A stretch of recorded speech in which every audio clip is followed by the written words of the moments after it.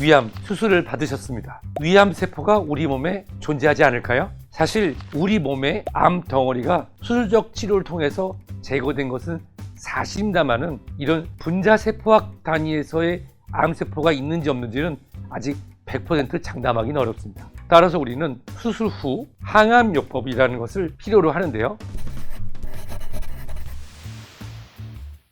항암화학요법은 암을 치료하기 위해서 세포가 자라는 주기에 영향을 미쳐서 성장이나 증식을 멈추게 하고 또는 암세포를 파괴하는 이런 과정입니다. 우리 주치의는 조직검사 결과에 따라서 암의 종류 또 림프절 검사를 통해서 림프절 전이 또 간이나 폐, 뼈 등의 다른 장기의 전이 그리고 환자분의 나이 이 전반적인 건강 상태를 기초로 해서 가장 효과적인 치료 방법을 세우게 됩니다. 위암에서 항암제를 사용하는 경우 첫 번째, 이 암이 이미 전신에 전이를 일으킨 상태여서 수술이 불가능한 경우 이런 경우에는 항암제를 통해서 환자분의 삶의 질을 높이는 치료를 진행하게 됩니다. 두 번째는 우리가 일반적인 경우인데 수술한 이후에 재발을 예방하는 차원에서 항암 치료를 하는 것입니다. 세 번째 경우에는 우리가 진단하는 과정에서 암이 너무 크거나 암이 일부 장기에 전이가 된 상태여서 항암제를 통해서 암을 축소하거나 전이된 장기를 다스린 이후에 절제 수술을 통해서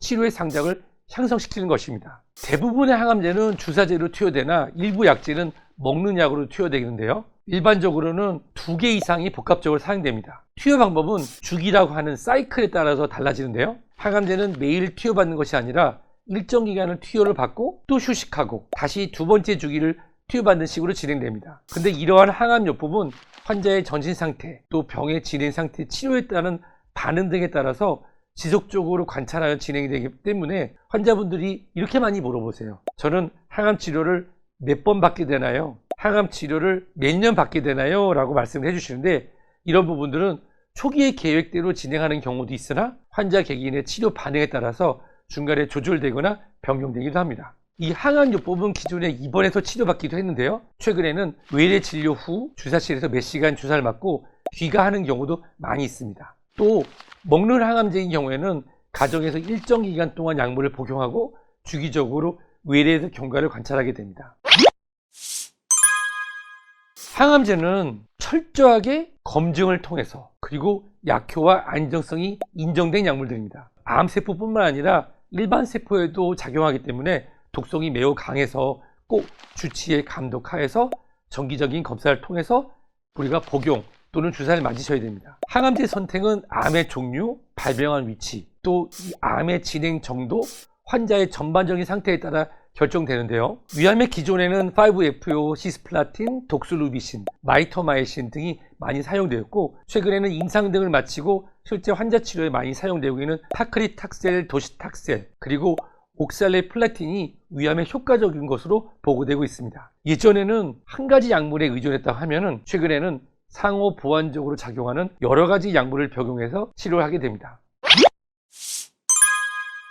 일반적인 항암제는 신체에서 분열을 일으키는 세포 분열에 영향을 미치기 때문에 혈구세포인 백혈구 또는 혈소판 또는 적혈구에 영향을 많이 주게 되는데요. 따라서 항암제에 의해서 혈구세포가 영향을 받게 되면 빈혈이 발생할 수도 있고 쉽게 출혈이 생길 수도 있고 또 백혈구가 줄면서 면역 기능이 떨어질 수도 있습니다. 그 외에도 이 머리카락 즉 모근세포라든지 소화관 점막 분열에도 문제를 일으킬 수 있어서 탈모가 생기거나 설사 또는 식욕부진, 체중 감소 등이 나타날 수 있는데 이런 부분들은 개개인마다 부작용이 나타나는 경우도 있고 또 없는 경우도 있고 가볍게 지나가는 경우도 있습니다. 따라서 항암제의 부작용에 대해서 카더라 또는 어떤 사람은 괜찮은데 나만 왜 부작용이 있어요? 라고 생각하실 수도 있겠지만 주치의 선생님이 위암의 병기, 진행 단계, 림프절 전이 여부, 수술 방법, 그리고 병리 조직 검사 결과, 환자분의 상태 등을 고려해서 진행하는 것이고 항암제의 종류에 따라서 환자분들이 느끼는 불편함이 다 다르기 때문에 환자가 스스로 치료를 중단하지 말고 꼭